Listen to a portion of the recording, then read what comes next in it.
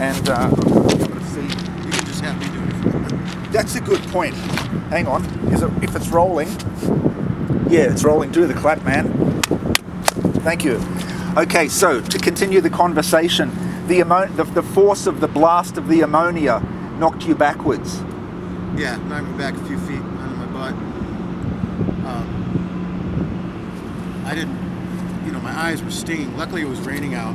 I made it to the top here, where we're at now, and was able to wash it with water, rainwater.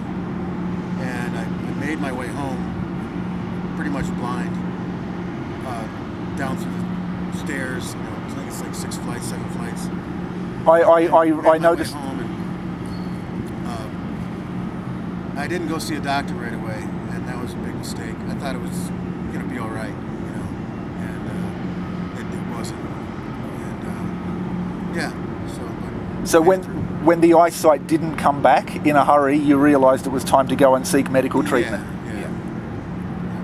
And for 3 months you were totally blind? Almost totally blind. Yeah, I had to wear super heavy dark glasses, and I could make out some shapes. Without one of my eyes.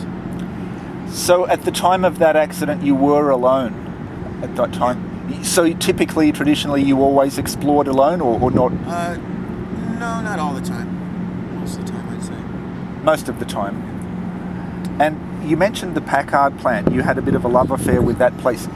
Can you tell a person who isn't very familiar with the city of Detroit, or who hasn't done any urban exploring, can you tell them a few of the key landmarks around town, what they're most notable for, and which your favourites are?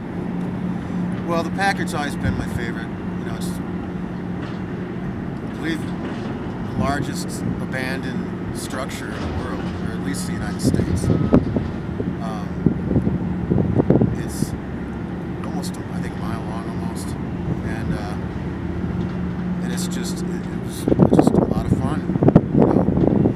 It took years to learn the place, and there's tunnels and 3 floors, huge cranes. There used to be Bridgeport machines and metal lathes laying around, old cars, campers, boats, all kinds of just weird stuff inside. So the Packard is definitely your favourite of all. Yeah, I like the Packard. I believe there's some developments with the Packard. It has obviously sat there abandoned for the best part of 60 years, but there is a new owner and investor who's keen to develop the site, or at least part of the site, and I believe he's even planning to use it as something of a concert venue.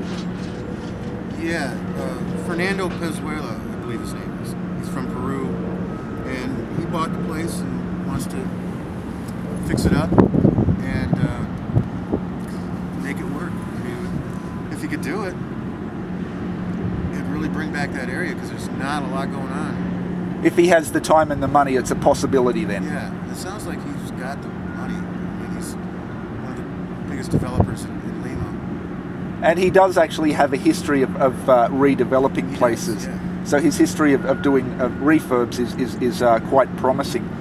And I believe even the Detroit Symphony Orchestra are having some involvement in his redevelopments. Apparently they want to have a concert with the DSO at the Packard, as it is right now. I'm sure they'll bring in seating and all that, but it'll be fixed up. But still, the Packard is nowhere near ready to be used in any way, really. I guess you could say the Packard at this present stage is not really a trafficable environment for the general public, maybe for scrappers or for urban explorers or for the adventurous, but for the general public, such as symphony concert goers, it may need a bit of work done before they open it to the general public. Yeah. So when is that concert due to be taking place? Oh, I don't know. I couldn't tell you. I've heard it was, just a clue, I've heard it was sometime September 2014. So could you tell us when exactly this concert is planned for? Have you got any information on when this is about to take place? September. September 2014.